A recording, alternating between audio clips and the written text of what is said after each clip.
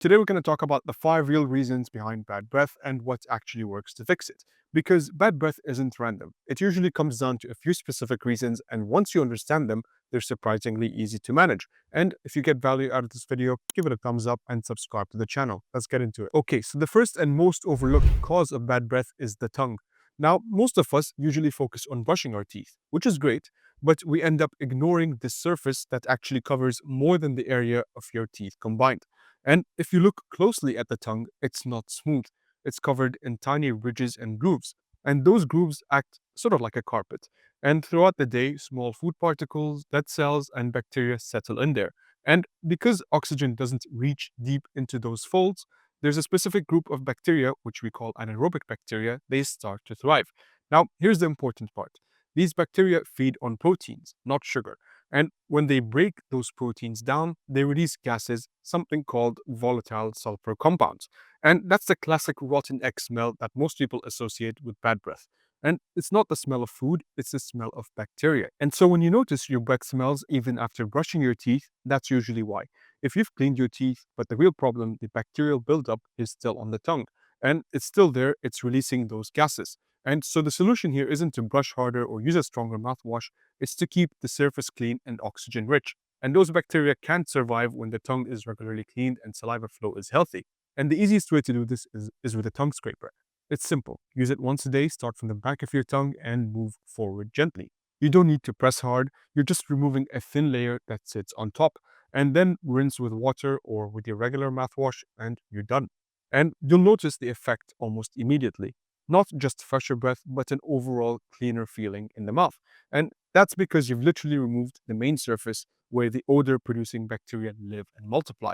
So, if there's one habit here that makes the biggest impact, it's this one. Cleaning your tongue daily doesn't just mask bad breath, it removes the environment that causes it. And the second big cause of bad breath is something most people never really think about, and that's a dry mouth. So, here's the thing, saliva is one of the most underrated parts of oral health. It's not just there to keep things wet, it's your mouth's built in cleaning system. It constantly washes away food debris, neutralizes acids, and brings in oxygen, which helps keep the bacteria in balance. So, when your mouth dries out, that whole system basically shuts down, and bacteria then end up multiplying faster, sulfur gases build up, and the odor becomes stronger, especially overnight. And that's why morning breath is so common. Because here's the thing, while you sleep, saliva production drops by almost 90%. And if you're breathing through your mouth, the tongue dries out even more. And by the time you wake up, those anaerobic bacteria have had hours of work undisturbed. And the sour or metallic taste in the morning isn't just random, it's a direct result of dryness. And dryness isn't just about how often you brush, it can happen from dehydration, long hours of talking, stress, or even things like medications. Things like antidepressants, antihistamines, and blood pressure tablets.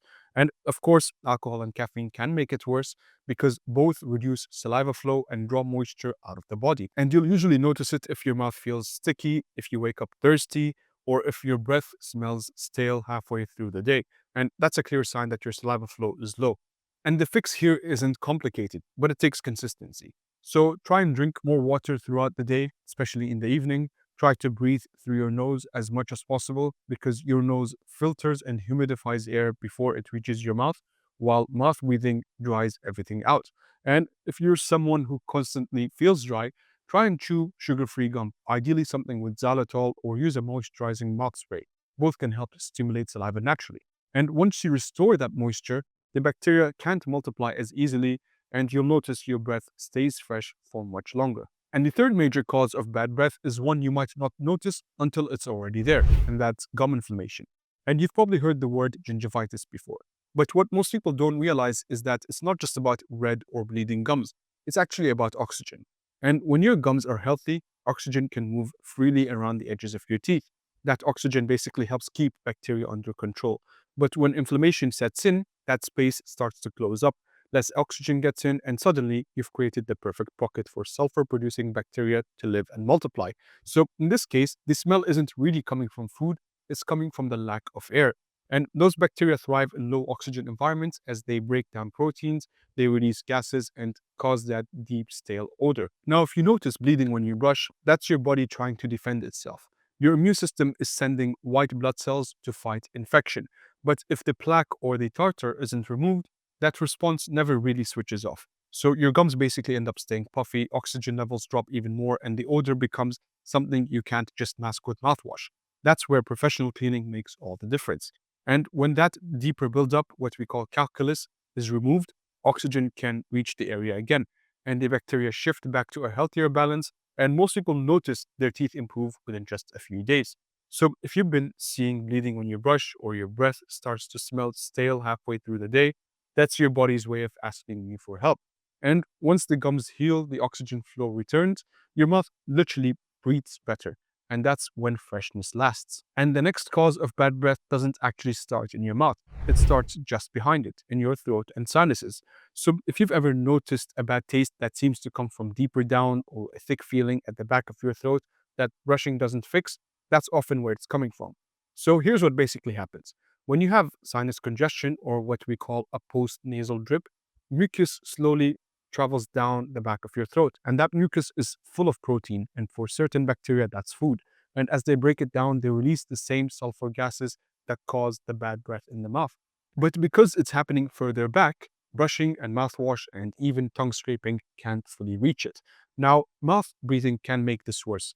When you breathe through your mouth, especially at night, the tissues in your throat dry out, the mucus becomes thicker, and the bacteria have the perfect environment to multiply. And that's why people who sleep with their mouth open often wake up with a sour or metallic taste, even when their oral hygiene is great.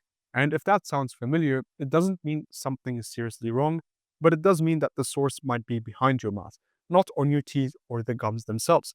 And that's important to know because no amount of brushing or mouthwash can fix the problem. That's actually coming from the throat or sinuses. And in dentistry, we see that a lot. People who clean their mouth perfectly but still have an odor. And when the mouth checks out fine, that's usually when we suggest ruling out other causes like sinus congestion or throat irritation with your primary care doctor. So if you've done all the things right, your tongue's clean, your gums are healthy, your mouth stays hydrated, and the smell still lingers, that's your clue to look a little deeper. Because sometimes the mouth isn't the source, it's where the problem shows up first. And the fifth cause of bad breath usually comes down to your lifestyle, the small everyday habits that quietly change the chemistry inside your mouth. Let's start with smoking and vaping. So, beyond the obvious smell of tobacco or vapor, what they really do is they dry out your mouth and they disrupt the balance of bacteria. And the healthy bacteria, the ones that keep things neutral, start to die off, and the sulfur producing ones start to take over. And that's why many smokers describe a stale or metallic taste that brushing can't really get rid of. And even smokeless tobacco does the same thing. It irritates the gums, it reduces oxygen flow, and gives odor causing bacteria the perfect environment to thrive. And if you ever needed one more reason to cut back or quit, this should be it. And usually within just a week of stopping, most people notice a real difference in their breath and saliva flow. Now, let's talk about alcohol and caffeine. Both have a drying effect on the mouth, just in different ways. So, what alcohol does is it slows down saliva production, and caffeine acts like a mild diuretic, meaning you lose more water and your mouth becomes slightly more acidic. And when that happens, the bacteria multiply faster and the odor gets stronger. So, if you regularly drink coffee or alcohol, balance it with enough water, especially before bed. And hydration alone can make a huge difference in reducing morning breath. And then there's other factors, things like diet, for example. So low carb diets or high protein diets lead to what's known as ketone breath. And when your body burns fat for energy, it releases compounds called ketones, like acetone, through your lungs. And that gives your breath a slightly sweet or fruity smell. It's not harmful, but it's a good reminder that not every kind of bad breath comes from the mouth. And sometimes it's just a reflection of what's happening in your metabolism. So, to put it simply, habits like smoking, vaping, alcohol, caffeine, and even certain diets all change how your mouth produces saliva, how the oxygen flows through, and how bacteria behave. And the fix isn't complicated. You restore the balance, you stay hydrated, you cut back on habits that dry you out, and let your mouth do what it's naturally designed to do. So, keep itself clean and oxygenated. And I hope you got value out of this video. If you did, give it a thumbs up and subscribe to the channel, and I'll see you in the next one. Bye bye.